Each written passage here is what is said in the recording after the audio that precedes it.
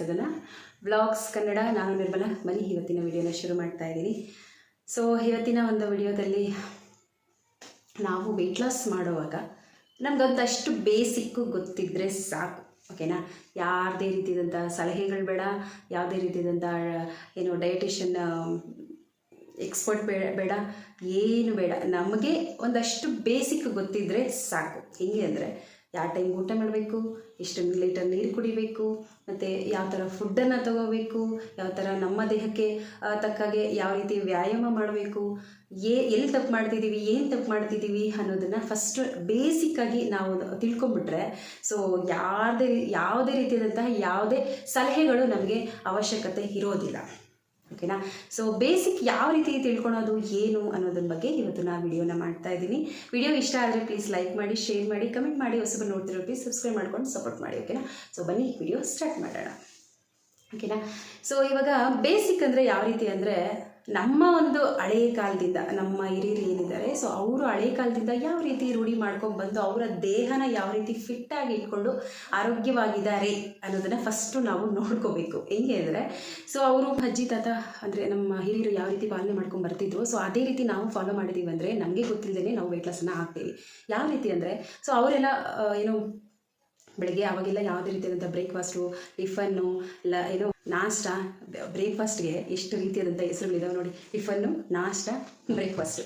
So ಈ ಥರ ಯಾವುದೇ ರೀತಿಯಾದಂಥ ಫುಡ್ಡನ್ನು ತೊಗೊಳ್ತಾ ಇರಲಿಲ್ಲ, ಓಕೆನಾ. ಅವಾಗೆಲ್ಲ ದೋಸೆ ಇಡ್ಲಿ ಅಂದರೆ ಯಾವಾಗೋ ತಿಂಗಳಿಗೊಂದ್ಸತಿನೋ ಅಥವಾ 2 ತಿಂಗಳಿಗೊಂದ್ಸತಿನೋ ಅಥವಾ ಹಬ್ಬಗಳಿಗೇನೋ ಆ ರೀತಿ ಮಾಡ್ತಾಯಿದ್ದೆ. ದೋಸೆ ಇಡ್ಲಿಗಳೆಲ್ಲ ಏನಿದ್ರೂ ಮುದ್ದೆ ಅನ್ನ ತಿಂದುಬಿಟ್ರೆ ಇರುತ್ತೆ, ಅದು ಹೊಟ್ಟೆಯಲ್ಲಿ ಬೇಗ ಕರ್ಗೋಗ್ಬಿಡುತ್ತೆ. ಮುದ್ದೆ ತಿಂದಾದ್ರೂ ಒಂದು ಸ್ವಲ್ಪ ತಿರುತ್ತೆ ಅಂತ ಹೇಳ್ತಾರೆ. ಸೊ ಹಾಗೆ ಮುದ್ದೆ ರಾಗಿ ತಿಂದವನು ನಿರೋಗಿ ಅಂತ ಹೇಳ್ತಾರೆ. ಆ್ಯಕ್ಚುಲಿ ನಾನು ಲಾಸ್ಟ್ ಒಂದು ವಿಡಿಯೋ ಹಾಕಿದ್ದೆ, ಅದರಲ್ಲಿ ರಾಗಿ ತಿಂದವನು ಏನೋ ಹೇಳ್ತಾರೆ ಅನ್ನೋದಕ್ಕೆ ಯಾರೋ ಒಬ್ಬರು ಕಮೆಂಟ್ ಮಾಡಿದರು. ಹೌದಕ್ಕ, ರಾಗಿ ತಿಂದವನು ನಿರೋಗಿ ಅಂತ ಕಮೆಂಟ್ ಮಾಡಿದರು. ಹೌದು ಅಲ್ವಾ.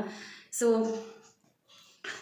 ನಾವು ವೆಯ್ಟ್ ಲಾಸ್ ಮಾಡುವಾಗ ನಮ್ಮ ಒಂದು ಹಿರಿಯರು ಯಾವ ರೀತಿ ಮಾಡ್ತಾಯಿದ್ರು ಅದನ್ನು ನಾವು ಪಾಲನೆ ಮಾಡ್ಕೊಂಡು ಬಂದುಬಿಟ್ರೆ ಯಾವುದೇ ರೀತಿಯಾದಂತಹ ಕೋಚು ಅಥವಾ ಅಂದರೆ ವೆಯ್ಟ್ ಲಾಸ್ ಕೋಚ್ ಬೇಕಾಗಿಲ್ಲ, ಯಾವುದೇ ರೀತಿಯಾದಂತಹ ಸಜೆಷನ್ ಬೇಕಾಗಿಲ್ಲ, ಏನೂ ಇಲ್ಲ. ಆರಾಮಾಗಿ ನಮ್ಗೆ ಅಷ್ಟು ತಿಳಿದಿದ್ರೆ ಸಾಕು, ನಾವೇ ಆಟೋಮೆಟಿಕ್ ವೆಯ್ಟ್ ಲಾಸ್ ಆಗ್ತಾ ಇರ್ತೀವಿ, ಓಕೆನಾ. ಸೊ ಟೈಮ್ ಕರೆಕ್ಟಾಗಿ ಅಂದರೆ ಅವಾಗೆಲ್ಲನೂ ಸಾಯಂಕಾಲ ಆಗೋಷ್ಟೊತ್ತಿಗೆ ಹೊತ್ತು ಮುಳುಗೋಕ್ಕೆ ಮುಂಚೆನೇ ಊಟ ಮಾಡಿಬಿಡ್ತಿದ್ರು. ಒಂದು 5 ಗಂಟೆಗೆಲ್ಲ ಅಡುಗೆಗೆಲ್ಲ ರೆಡಿ ಮಾಡಿ 6 ಗಂಟೆಗೆಲ್ಲ ರೆಡಿ ಮಾಡಿಬಿಟ್ರೆ ಸೊ 6:15ಗೆಲ್ಲ ಊಟ ಮಾಡಿ ಅನಂತರ ಬಂದು ಆಚೆಗಡೆ ಕೂತ್ಕೊಂಡು ಮಾತುಕತೆ ಅದು ಇದು ಇರುತ್ತಲ್ವ, ಹಿರಿಯರು ಮಾತಾಡ್ಕೊಂಡು ಕೂತಿರ್ತಿದ್ರು. ಅವಾಗೆಲ್ಲ ನಾನು ನೋಡಿದ್ದೀನಿ, ನಾನು ಚಿಕ್ಕ ವಯಸ್ಸಲ್ಲಿ ನೋಡಿದ್ದೀನಿ, ಓಕೆನಾ. 6 ಗಂಟೆಗೆಲ್ಲ ಊಟ ಮಾಡಿಬಿಟ್ಟು ನೈಟೆಲ್ಲ ಒಂದು 10 ಗಂಟೆವರೆಗೂ ಅದು ಇದು ಮಾತುಕತೆ ಮಾಡ್ಕೊಂಡು ಏನಾದರೂ ಕೆಲಸ ಇದ್ದರೆ ಮಾಡಿಕೊಂಡು ಇರ್ತಿದ್ರು. ಆಮೇಲೆ ಬೆಳಗ್ಗೆ ಬಂದು ಅವ್ರವ್ರ ಕೆಲಸಗಳು ಏನೋ ಕಾಫಿನೋ ಟೀನೋ ಏನೋ ಕುಡಿದ್ಬಿಟ್ಟು ಅವ್ರವ್ರ ಕೆಲಸಗಳು ಕೊಯ್ಯೋದಂತೆ, ಅದು ಇದು ಹಸುಳು ಮೇಯಿಸೋದು ಏನೇನೋ ಇರುತ್ತಲ್ವ, ಹೊಲಗಳಲ್ಲಿ ಕೆಲಸ ಉಳೋದು ಈ ಥರ ಇರುತ್ತಲ್ವ. ಈ ಥರ ಕೆಲಸಗಳಿಗೆ ಹೋಗಿ ಅವರು ಮಧ್ಯಾಹ್ನ ಊಟ ಮಾಡೋ ಅಷ್ಟೊತ್ತಿಗೆ 11:30 12 ಗಂಟೆ ಆಗ್ತಿತ್ತು. ಸೊ ಆವಾಗ ಹೊಟ್ಟೆ ತುಂಬ ಗಡತ್ತಾಗಿ ಒಂದು ಮುದ್ದೆ ತಿಂದುಬಿಟ್ರೆ ಮತ್ತೆ ಮಧ್ಯಾಹ್ನ ಒಂದು 4 ಗಂಟೆ 5 ಗಂಟೆವರೆಗೂ ಚೆನ್ನಾಗಿ ದುಡಿತಿದ್ರು. ಅನಂತರ ಬಂದು ಊಟ ಮಾಡ್ತಿದ್ರು. ಅವಾಗೆಲ್ಲ ಯಾವುದೇ ರೀತಿಯಾದಂಥ ಸ್ವೀಟು ಸ್ನ್ಯಾಕ್ಸು ಎಲ್ಲ ಏನೂ ಇರ್ತಾ ಇರಲಿಲ್ಲ, ಓಕೆನಾ. ಚೆನ್ನಾಗಿ ಊಟ ಮಾಡೋರು, ಆ ಒಂದು ಬಿಸಿಲಲ್ಲಿ ಕೆಲಸ ಮಾಡೋದ್ರಿಂದ ಚೆನ್ನಾಗಿ ನೀರು ಕುಡಿಯೋರು, ಆ ಕೆಲಸ ಮಾಡೋದೇ ಅವ್ರಿಗೆ ವ್ಯಾಯಾಮ. ರಾತ್ರಿ ಚೆನ್ನಾಗಿ ರೆಸ್ಟ್ ಮಾಡೋರು. ಎಷ್ಟು ಚೆನ್ನಾಗಿತ್ತು ಆ ಒಂದು ಲೈಫು ಅಂದರೆ ನಾವು ಹಂಗೆ.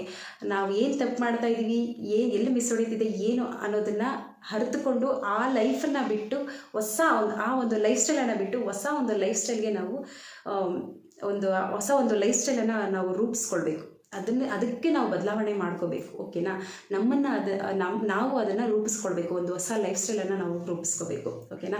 ಸೊ ಯಾವ ಟೈಮ್ ಊಟ ಮಾಡಬೇಕು, ಎಷ್ಟು ನೀರು ಕುಡಿಬೇಕು, ಯಾವಾಗ ಎಕ್ಸಸೈಸ್ ಮಾಡಬೇಕು, ನಮ್ಮ ದೇಹಕ್ಕೆ ಬೇಕಾಗಿರುವಂತಹ ಯಾವ ವ್ಯಾಯಾಮಗಳು ಬೇಕು ಅವಾಗ ಮಾಡಬೇಕು, ಅದನ್ನು ನಾವು ಫಸ್ಟು ಅರಿತುಕೊಳ್ಬೇಕು. ಸೊ ಆ ಥರ ರೂಪಿಸ್ಕೊಳ್ಬಿಟ್ರೆ ನಮಗೆ ತುಂಬ ಚೆನ್ನಾಗಿ ವೆಯ್ಟ್ ಲಾಸ್ ಅನ್ನೋದು ಆಗುತ್ತೆ, ಓಕೆನಾ.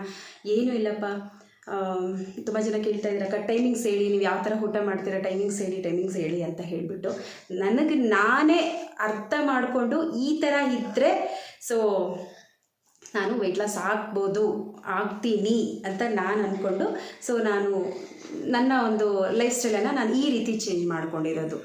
ನಾನು ಯಾವಾಗಲೂ ಹೇಳ್ತಾ ಇರ್ತೀನಿ ವಿಡಿಯೋಗಳಲ್ಲಿ, ನಾನು ಈ ಥರ ಮಾಡ್ತಾ ಇರ್ತೀನಿ, ಈ ಟೈಮ್ ತೊಗೊಳ್ತೀನಿ ಅಂತ. ನೀವು ವಿಡಿಯೋ ಪೂರ್ತಿ ನೋಡಿರೋದಿಲ್ಲ, ಸೊ ಅದಕ್ಕೋಸ್ಕರ ಕೇಳ್ತಾ ಇದ್ದೀರಾ. ಏನೂ ಇಲ್ಲಪ್ಪ, ಬೆಳಗ್ಗೆ ಎದ್ದೊಳ್ತೀನಿ, ಒಂದು 5 ಗಂಟೆ 5:15 ಆ ಥರ ಎದ್ದೊಳ್ತೀನಿ. ಒಂದು ಅರ್ಧ ಗಂಟೆ 3/4 ಗಂಟೆ ಚೆನ್ನಾಗಿ ಎಕ್ಸಸೈಸ್ ಮಾಡ್ತೀನಿ. ಓಕೆನಾ, ನೀರು ಕುಡಿದು ಬಿಟ್ಟು ನನ್ನ ವೆಯ್ಟ್ ಚೆಕ್ ಮಾಡಿಕೊಂಡು ಒಂದು ಬುಕ್ಕಲ್ಲಿ ಬರೆದು ನೀರು ಕುಡಿದು ಎಕ್ಸಸೈಸ್ ಮಾಡ್ತೀನಿ. ಎಕ್ಸಸೈಸು ಅಥವಾ ಯೋಗ. ಬೆಳಗ್ಗೆ ನಾನು ವಾಕ್ ಮಾಡೋದಿಲ್ಲ. ಓಕೆನಾ, ಮನೇಲಿ ಅದು ಇದು ಕೆಲಸನೇ ಸರಿ ಹೋಗುತ್ತೆ ನನಗೆ. ಎಕ್ಸಸೈಸ್ ಮಾಡ್ತೀನಿ. ಅನಂತರ ಬಂದು ಎಕ್ಸಸೈಸ್ ಆದಮೇಲೆ ಒಂದು 5 ನಿಮಿಷ 10 ನಿಮಿಷ ಬಿಟ್ಟು ನೀರು ಕುಡಿತೀನಿ. ಓಕೆನಾ, ಬಿಸಿ ನೀರು. ಅನಂತರ ಬಂದು 9 ಗಂಟೆವರೆಗೂ ನನಗೆ ನೀರು ಕುಡಿಬೇಕು ಅಂತ ಅನಿಸ್ದಾಗೆಲ್ಲ ನೀರು ಕುಡಿತಾ ಇರ್ತೀನಿ. ಆಮೇಲೆ 9 ಗಂಟೆಗೆ 9 ಗಂಟೆ 9:15 ಒಳಗಡೆ ನಾನು ಒಂದು ಡಿಟಾಕ್ಸ್ ಡ್ರಿಂಕನ್ನು ತಗೊಳ್ತೀನಿ. ಅದು ಬೂದುಗುಂಬಳಕಾಯಿ ಜ್ಯೂಸ್ ಆದರೂ ಆಗಿರ್ಬೋದು. ಬಟ್ ನಿಮ್ಗೆ ಯಾವ ಥರ ಅಂದರೆ ಕೆಲವರು ಜೀರಿಗೆ ನೀರು ಅದು ಇದೆಲ್ಲ ಕುಡಿತಾರೆ, ಸೊ ಅದನ್ನು ಸಹ ತಗೋಬೋದು. ಬಟ್ ನಾನು ತಗೊಳೋದಿಲ್ಲ. ನಾನು ತಗೊಳ್ಳೋದು ಬಂದು ಹ್ಯಾಶ್ ಕಟ್ ಜ್ಯೂಸ್, ಬೂದುಗುಂಬಳಕಾಯಿ ಜ್ಯೂಸನ್ನು ತಗೊಳ್ತೀನಿ. ಅಥವಾ ಏನಾದರೂ ನಾನೇ ಒಂದು ಡ್ರಿಂಕನ್ನು ರೆಡಿ ಮಾಡ್ಕೊಳ್ತೀನಿ, ಡಿಟಾಕ್ಸ್ ಡ್ರಿಂಕನ್ನು ರೆಡಿ ಮಾಡಿಕೊಂಡು ಕುಡಿತೀನಿ. ಓಕೆನಾ, ಸೊ ಅದಾದ ನಂತರ ಒಂದು 2 ಅವರ್ ಗ್ಯಾಪ್ ಬಿಡ್ತೀನಿ. 9 ಗಂಟೆಯಿಂದ ಹಿಡಿದು 11 ಗಂಟೆ, ಅಕಸ್ಮಾತ್ ಏನಾದರೂ 9:15 ತಗೊಂಡಿದ್ರೆ 11:30ವರೆಗೂ ನಾನು ಒಂದು 2 ಅವರು ಗ್ಯಾಪ್ ಬಿಡ್ತೀನಿ. ಸೊ ಆಮೇಲೆ ನನಗೆ 11:30 ಒಳಗಡೆ ಸುಮಾರು 1.5 ಲೀಟ್ರ್ ಆಗೋಷ್ಟು ನೀರನ್ನು ತೊಗೊಂಡಿರ್ತೀನಿ. ಓಕೆನಾ, 11:30ಗೆ ನನ್ನ ಒಂದು ಲಂಚನ್ನು ನಾನು ಮಾಡ್ತೀನಿ. ಸೊ ಅದರಲ್ಲಿ ಎಲ್ಲ ರೀತಿಯಾದಂಥ ಫ್ರೂಟ್ಸು, ವೆಜಿಟೇಬಲ್ಸು ಎಲ್ಲ ತೊಗೊಳ್ತೀನಿ. ಒಂದು 3/4 ಭಾಗ ಫ್ರೂಟ್ಸು ಮತ್ತು ವೆಜಿಟೇಬಲ್ಸನ್ನು ತೊಗೊಳ್ತೀನಿ. ಒಂದು 1/4 ಭಾಗ ಬಂದು ಊಟನ ತೊಗೊಳ್ತೀನಿ. ಅದು ಮುದ್ದೆ ಆಗಿರಲಿ, ಚಪಾತಿ ಆಗಿರಲಿ, ಬಾಯ್ಲ್ಡ್ ರೈಸ್ ಆಗಿರಲಿ, ಅಥವಾ ಗೋಧಿ ನುಚ್ಚಿದ ಅನ್ನ ಆಗಿರಲಿ, ಏನೋ ಒಂದು 1/4 ಭಾಗದಷ್ಟು ಊಟನ ತೊಗೊಳ್ತೀನಿ. ಓಕೆನಾ, ಹೊಟ್ಟೆ ತುಂಬುವಾಗುವಷ್ಟು ಊಟನ ಮಾಡ್ತೀನಿ. ಆನಂತರ ಬಂದು 1 ಗಂಟೆ 2 ಗಂಟೆ 3 ಗಂಟೆ 4 ಗಂಟೆ ಇದೆ. ಸೊ ಆ ಒಂದು ಟೈಮಲ್ಲಿ ನಾನು ಯಾವುದೇ ರೀತಿಯಾದಂಥ ಫುಡ್ಡನ್ನು ನಾನು ತೊಗೊಳ್ಳೋದಿಲ್ಲ, ಸ್ನ್ಯಾಕ್ಸು ತೊಗೊಳೋದಿಲ್ಲ, ಏನೂ ತೊಗೊಳೋದಿಲ್ಲ. ಬಟ್ ನನಗೆ ಹಸ್ವನ್ನೋದು ಆಗೋದಿಲ್ಲ. ಓಕೆನಾ, ಒಂದು 4 ಗಂಟೆ ಸುಮಾರಿಗೆ ನಾನು ಏನಾದರೂ ಬೇಕು ಅಂತ ಅನಿಸಿದ್ರೆ, ನನಗೆ ಹಸ್ವಾಗ್ತಿದೆ ಅಂತ ನನಗೆ ಅನಿಸಿದ್ರೆ ಮಾತ್ರ ನಾನು ಡ್ರೈ ಫ್ರೂಟ್ಸು ಅಥವಾ ಒಂದು ಸ್ಪೂನ್ ತುಪ್ಪನೋ, ಯಾವಾಗಲೂ ತೊಗೊಳೋದಿಲ್ಲ, ಯಾವಾಗಾದರೂ ಒಂದೊಂದ್ಸತಿ ಒಂದು ಸ್ಪೂನ್ ತುಪ್ಪನೋ ಅಥವಾ ಏನಾದರೂ ಒಂದು ಫ್ರೂಟೋ ಈ ಥರ ತೊಗೊಳ್ತೀನಿ. ಸೊ ಆಮೇಲೆ ಒಂದು 5 ಗಂಟೆ 5:30 ಅಥವಾ 4:15 ಏನಾದರೂ ಸ್ನ್ಯಾಕ್ಸ್ ಏನಾದರೂ ತೊಗೊಂಡೇ ಇದ್ದರೆ 4:15 ತಿಂದ್ಬಿಡ್ತೀನಿ. ಇಲ್ಲ ಅಂದರೆ ಸ್ನ್ಯಾಕ್ಸ್ ಏನಾದರೂ ತೊಗೊಂಡಿದ್ರೆ 5:30 ಹಂಗೆ ನಾನು ನನ್ನ ಒಂದು ಡಿನ್ನರನ್ನು ಮುಗಿಸ್ಕೊಳ್ತೀನಿ. ಓಕೆನಾ, ಬೆಳಗ್ಗೆ ತಿಂದಿರೋದು ಹೆವಿ ಆಗಿದ್ದರೆ ಡಿನ್ನರು ಲೈಟಾಗಿ ತೊಗೊಳ್ತೀನಿ. ಬೆಳಗ್ಗೆ ತಿಂದಿರೋದು ಇಲ್ಲ ನನಗೆ ಹಸಿವು ಆಗ್ತಿದೆ ಅಂತ ನನಗನ್ಸಿದ್ರೆ ಸೊ ನಾನು ಈವ್ನಿಂಗ್ ಬಂದು ಲೈಟಾಗಿ ಡಿನ್ನರನ್ನು ತೊಗೊಳ್ತೀನಿ. ಓಕೆನಾ, ಈ ರೀತಿ ಮಾಡ್ತೀನಿ. ಮತ್ತು 5 ಗಂಟೆಯಿಂದ ಹಿಡಿದು ನಾಳೆ ಬೆಳಗ್ಗೆ 10 ಗಂಟೆವರೆಗೂ ನಾನು ಯಾವುದೇ ರೀತಿಯಾದಂಥ ಫುಡ್ಡನ್ನು ನಾನು ತಗೊಳ್ಳೋದಿಲ್ಲ. ಓಕೆನಾ, ಹಸುವಾಗಲ್ವಾ ಮೇಡಮ್, ಗ್ಯಾಸ್ಟ್ರಿಕ್ ಆಗಲ್ವಾ ಮೇಡಮ್ ಅಂತ ಕೇಳ್ಬೋದು. ಹಸುವು ಆಗೋದಿಲ್ಲ, ಗ್ಯಾಸ್ಟ್ರಿಕ್ಕು ಆಗೋದಿಲ್ಲ. ಓಕೆನಾ, ಸೊ ನಮ್ಮ ಬಾಡಿ ನಾವು ಯಾವ ಥರ ಅದನ್ನು ಅದಕ್ಕೆ ಹೇಳ್ಕೊಟ್ಟಿರ್ತೀವೋ, ನಮ್ಮ ದೇಹಕ್ಕೆ ಯಾವ ರೀತಿ ನೀನು ಈ ರೀತಿ ಇರಬೇಕು, ನಾನು ಹಿಂಗಿರ್ತೀನಿ ನೀನು ಹಿಂಗಿರಬೇಕು ಅಂತ ಹೇಳ್ಕೊಟ್ಟಿರ್ತೀವೋ ಅದೇ ಥರನೇ ಅದು ನಡ್ಕೊಳ್ತಾ ಬರುತ್ತೆ. ಓಕೆನಾ, ಹಸುವಾಗೋದಿಲ್ಲ, ಗ್ಯಾಸ್ಟ್ರಿಕ್ ಆಗೋದಿಲ್ಲ. ಗ್ಯಾಸ್ಟ್ರಿಕ್ ಆಗೋದು ಯಾವಾಗ ಗೊತ್ತಪ್ಪ? ಗ್ಯಾಸ್ಟ್ರಿಕ್ ಆಗೋದು ಬಂದು ನಮ್ಮ ಹೊಟ್ಟೆ ನೀರು ಸಹಿತ ಹೋಗ್ದಿರ ಖಾಲಿ ಇದ್ದಾಗ, ನಾವು ಖಾಲಿ ಇಟ್ಕೊಂಡು ಅದು ಇದು ಕೆಲಸ ಮಾಡಿದಾಗ ನಮಗೆ ಗ್ಯಾಸ್ಟ್ರಿಕ್ ಜಾಸ್ತಿ ಆಗುತ್ತೆ. ಓಕೆನಾ, ಇದುವರೆಗೂ ನನಗೆ ಒಂದು 4 ತಿಂಗಳಿಂದ ಮಾಡ್ತಾಯಿದ್ದೀನಿ. ಆ ಗ್ಯಾಸ್ಟ್ರಿಕ್ ಅನ್ನೋ ವರ್ಡೇ ನನ್ನ ಹತ್ರ ಸುಳ್ದಿಲ್ಲ ಇದುವರೆಗೂ.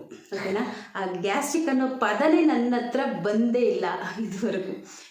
ಗ್ಯಾಸ್ಟ್ರಿಕ್ ಆಗೋದಿಲ್ಲ, ಏನೂ ಆಗೋದಿಲ್ಲ, ಆರಾಮಾಗಿ ಮಾಡಿ. ಓಕೆನಾ, ಯಾವುದೇ ರೀತಿಯಾದಂಥ ತೊಂದರೆ ಆಗೋದಿಲ್ಲ. 2 ಮೀಲ್ಸ್ ಅಷ್ಟೇ ನಾನು ತೊಗೊಳ್ಳೋದು, 2 ಟೈಮ್ ಊಟ ಅಷ್ಟೇ ನಾನು ತೊಗೊಳ್ಳೋದು. ಓಕೆನಾ, ಸೊ ಎಲ್ಲ ರೀತಿಯಾದಂತಹ ಹಣ್ಣು ತರಕಾರಿ ಎಲ್ಲ ತೊಗೊಳ್ತೀನಿ, ಚಿಕನ್ ಮಟನ್ ಎಲ್ಲ ತೊಗೊಳ್ತೀನಿ. ಓಕೆನಾ, ಪ್ರತಿ ವಿಡಿಯೋದಲ್ಲೂ ಹೇಳ್ತಾ ಇರ್ತೀನಿ, ನೋಡಿರ್ಬೋದು ನಾನು ಯಾವ ಥರ ಚಿಕನ್ ಮಟನ್ ಎಲ್ಲ ತಿಂತಾ ಇರ್ತೀನಿ ಅಂತ ಹೇಳಿಬಿಟ್ಟು.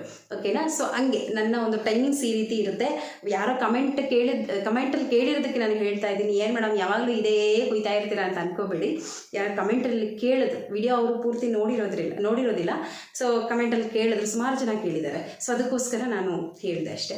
ಈ ಥರ ಒಂದು ಬೇಸಿಕ್ಕನ್ನು ನಾವು ಅರ್ಥ ಮಾಡ್ಕೊಬಿಟ್ರೆ ಆಟೋಮೆಟಿಕ್ ನಾವು ವೆಯ್ಟ್ ಲಾಸನ್ನು ನಮಗೇ ಗೊತ್ತಿಲ್ಲದೆ ನಾವು ವೆಯ್ಟ್ ಲಾಸ್ ಆಗ್ತಾ ಇರ್ತೀವಿ. ಓಕೆನಾ, ನಮ್ಮ ಹಿರಿಯರು ಯಾವ ರೀತಿ ಪಾಲನೆ ಮಾಡ್ಕೊಂಡ್ಬಂದಿದ್ರು ಸೊ ಅದೇ ಥರನೇ ನಾವು ಪಾಲಿಸ್ಕೊಂಡು ಹೋದರೆ ಓಕೆನಾ, ಹೊಟ್ಟೆ ಹಸುವಾಗೋಕ್ಕೆ ಮುಂಚೆನೇ ಊಟ ಮಾಡೋದು, ಆ ಥರ ಎಲ್ಲ ನಿಜವಾಗ್ಲೂ ಮಾಡಲೇಬಾರ್ದು. ನಮ್ಗೆ ಹಸುವಾದಾಗ ನಮ್ಗೆ ಗೊತ್ತಾಗುತ್ತೆ ನಮ್ಗೆ ಹಸುವಾಗ್ತಾ ಇದೆ, ಊಟ ಕೇಳ್ತಾ ಇದೆ ನನ್ನ ದೇಹ ಅಂತ ಆವಾಗ ಅರ್ಥ ಆಗುತ್ತೆ. ನಾವು ಆವಾಗ ಊಟ ತೊಗೋಬೇಕು. ಹೊಟ್ಟೆ ಬಿರಿಯೋ ಅಷ್ಟು ಊಟ ಮಾಡಬಾರ್ದು, ಹೊಟ್ಟೆ ತುಂಬೋ ಅಷ್ಟು ಊಟ ಮಾಡಬೇಕು ಅಷ್ಟೇ. ಅದು ನಮಗೆ ಫೀಲ್ ಆಗುತ್ತೆ. ಹೊಟ್ಟೆ ತುಂಬೋದು ಬೇರೆ, ಹೊಟ್ಟೆ ಬಿರಿಯೋದು ಬೇರೆ. ಓಕೆನಾ, ಫೀಲ್ ಆಗುತ್ತೆ ನಮಗೆ ಅದು. ನನ್ನ ಹೊಟ್ಟೆ ತುಂಬಿದೆ, ಸಾಕು ನನಗಿಷ್ಟೇ. ನಮ್ಮ ಮೈಂಡ್ ಕೂಡ ಹೇಳ್ತಾ ಇರುತ್ತೆ ಸಾಕು ಅಷ್ಟೇ ಸಾಕು ಅಷ್ಟೇ ಅಂತ ಹೇಳಿ. ನಮ್ಮ ಮೈಂಡ್ ಕೂಡ ನಮಗೆ ಅದು ಸೂಚನೆ ಕೊಡ್ತಾ ಇರುತ್ತೆ. ಬಟ್ ನಾವು ಅದನ್ನು ಕೇಳಿಸ್ಕೊಳೋದಿಲ್ಲ. ರುಚಿ ಹಾಕಿದರೆ ಬಾರಿಸು ತಿಂತಾ ಇರ್ತೀವಿ. ನಾನು ಹಂಗೆ ಅವಾಗ ಮಾಡ್ತಾ ಇದ್ದಿದ್ದು.